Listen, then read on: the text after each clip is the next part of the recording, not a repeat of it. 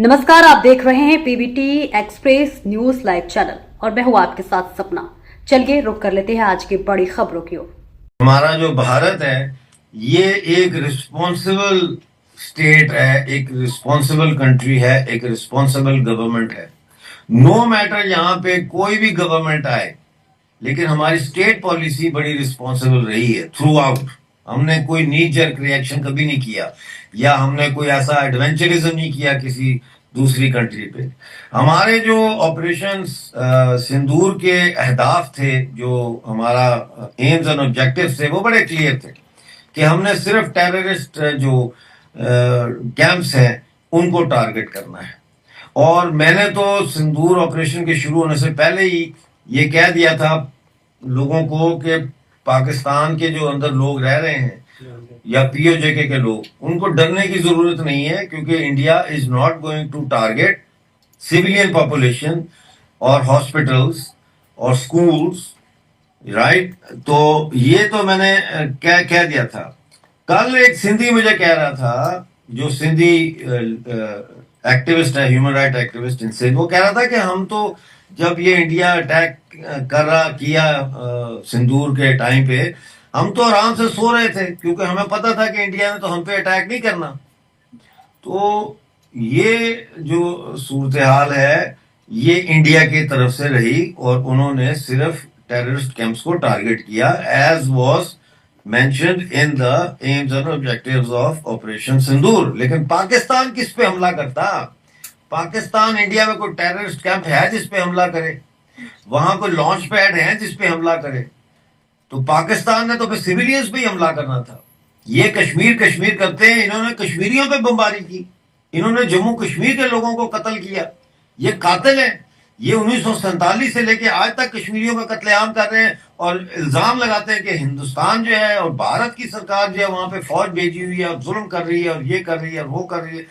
यानी कि जो खुद कर रहे हैं, यही तो डिसइंफॉर्मेशन है, यही तो प्रोपेगेंडा का इनका जो क्या उसे कहते हैं, प्रोपेगेंडा स्किल्स हैं कि इतना झूठ बोलो, इतना झूठ बोलो कि वो सच दिखने लग जाए।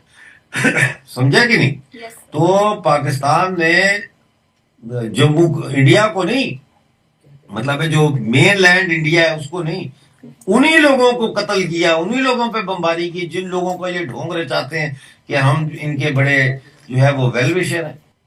मुझे सवाल समझ नहीं आया, इसमें 2 शब्द हिंदी के आपने बोले, तो प्लीज दोबारा पूछे। देखिए,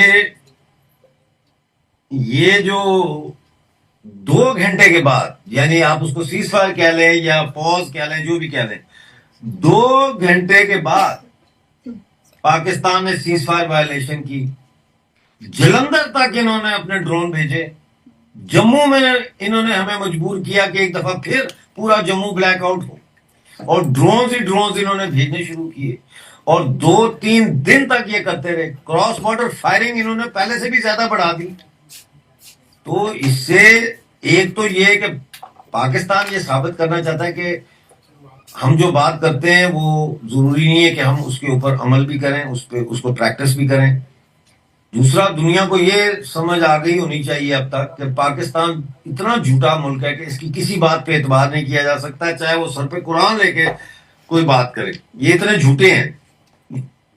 और दूसरा ये है कि पाकिस्तान एक कंटिन्यूसली जो है, पाकिस्तान मुसलसल इस पूरे खिते में अमन के लिए खतरा है, पूरे खिते में।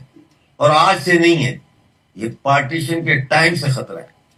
और ये जो मुसलमान थे जिन्होंने पाकिस्तान का मतलब क्या, ला इलाहा इल्लल्लाह का नारा लगाकर हिंदुस्तान के मुत्तहिदा जिस्म के जिंदा जिस्म को काट के उसके हिस्से किए, ये हिंदुस्तान की तकसीम से पहले हिंदुस्तान के जिस्म में जहर की तरह फैल गए थे, और इसका भी इलाज होना चाहिए।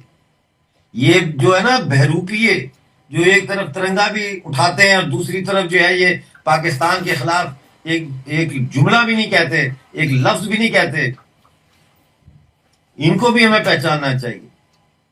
लेकिन आपकी बात का जवाब देते हुए मैं ये कहूंगा कि ये Pakistan cease fire violations have proven the point that you cannot trust this country, you cannot trust their ruling elite, you cannot trust their government, you cannot trust their military generals.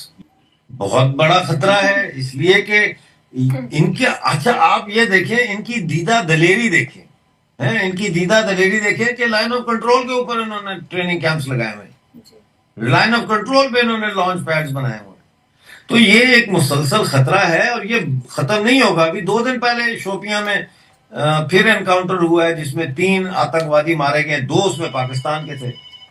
یہ بند نہیں ہوگا، اس کو بند کرنا پڑے گا. میں یہی کہتا ہوں کہ پاکستان کے ٹوٹنے کے، پاکستان کے ختم ہونے کے objective conditions are ripe, they are ripe, but the subjective factor is missing, which is the regional countries should get together and once and for all just dismantle Pakistan, balkanize Pakistan. Balochistan کو independence ہونے میں ان کی help کرنی چاہیے، وہ بالکل independence کے قدار پہ ہیں. اسی طرح پی او جے کے گلگت بلتستان کی ہیلپ کرنی چاہیے کہ وہ پاکستان سے آزادی حاصل کر کے بھارت ماتا میں واپس شامل ہو سکیں. اسی طرح سندھیوں کی مدد کرنی چاہیے. اور اس میں میں سمجھتا ہوں افغانستان اور انڈیا کو 1 پیج پہ آنا چاہیے. جب آپریشن سندور ہو رہا تھا اس وقت اگر افغانستان اٹیک کر دیتا پاکستان پہ تو قصہ ختم تھا، کیونکہ کے پی کے میں آلریڈی جو ہے لوگ وہ پاکستان کے خلاف ہے اور وہ افغانستان سے ملنا چاہتے. تو یہ ہمیں چیزیں سوچنی چاہیے. لیکن ہم ابھی تک، میرا خیال ہے، ہو سکتا ہے میں غلط ہوں، میرا یہ خیال ہے کہ ابھی تک ہم کوئی فیصلہ جب لیتے ہیں تو ہم اس میں دوسروں کا سوچتے ہیں، وہ کیا کہے گا، وہ کیا کہے گا، جیسے ہم عام زندگی میں بھی کرتے ہیں.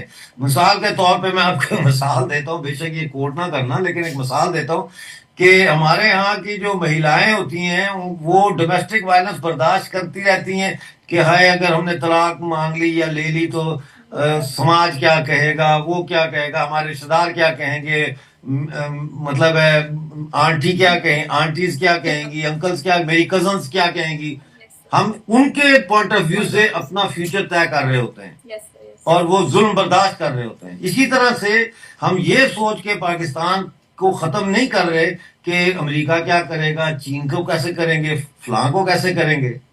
تو جب تک ہم یہ مائنڈ سیٹ پہ چلیں گے ہم کچھ نہیں کر سکتے، کیونکہ ہم دوسروں کی اوپینین کے غلام بن کر ہم اپنی پالیسیز بنا رہے ہیں. بھائی دیکھیں، یہ جو پاکستان بیسڈ ٹیررسٹ کیمپس ہیں، ٹیررسٹ گروپس ہیں، اس سے زیادہ تو ایویڈنس نہیں چاہیے. پہلگام سے کوئی بڑا ایویڈنس چاہیے دنیا کو کہ وہ پاکستان کو ٹیررسٹ اسٹیٹ قرار دے؟ Pakistan should be have been declared a terrorist state long time ago. جب ممبئی ہوا تھا، جب پلوامہ ہوا تھا، تو کیوں نہیں اس کو ٹیررسٹ اسٹیٹ گھوشت کیا جاتا؟ وہ اس لیے نہیں گھوشت کیا جاتا، جو میں نے پہلے بتایا آپ کو، کہ ویسٹ نہیں چاہتا کہ انڈیا اکنامکلی اس پیس پر ڈیولپ کرے.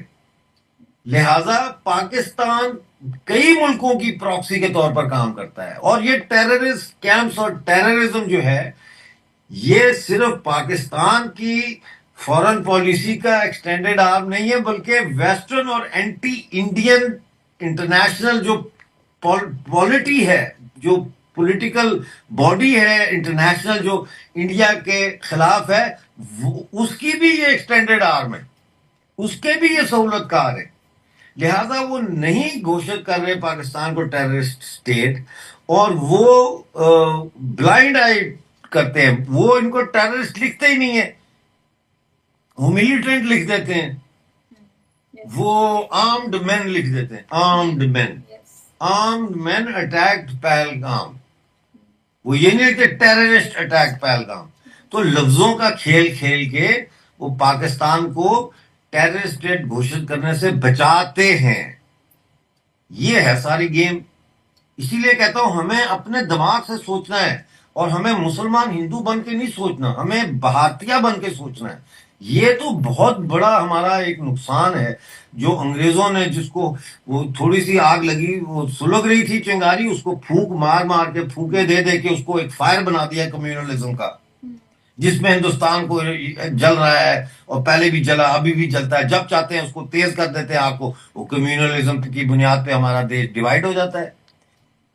کمیونلزم کی بنیاد پہ ہمارے دیش کو ڈیوائیڈ کرنے میں اتنا اورنگزیب کا بادشاہ کا ہاتھ نہیں ہے جتنا برطانیہ کا ہاتھ ہے، اور پھر اس کے بعد برطانیہ کے جانے کے بعد جو ہمارے اپنے دیش میں کالے انگریز ہیں ان کا ہاتھ ہے، جو نیتا گیری کر رہے ہیں، جو راجنیتی کرتے ہیں، پالیٹکس کرتے ہیں کمیونلزم کی پالیٹکس کے اوپر.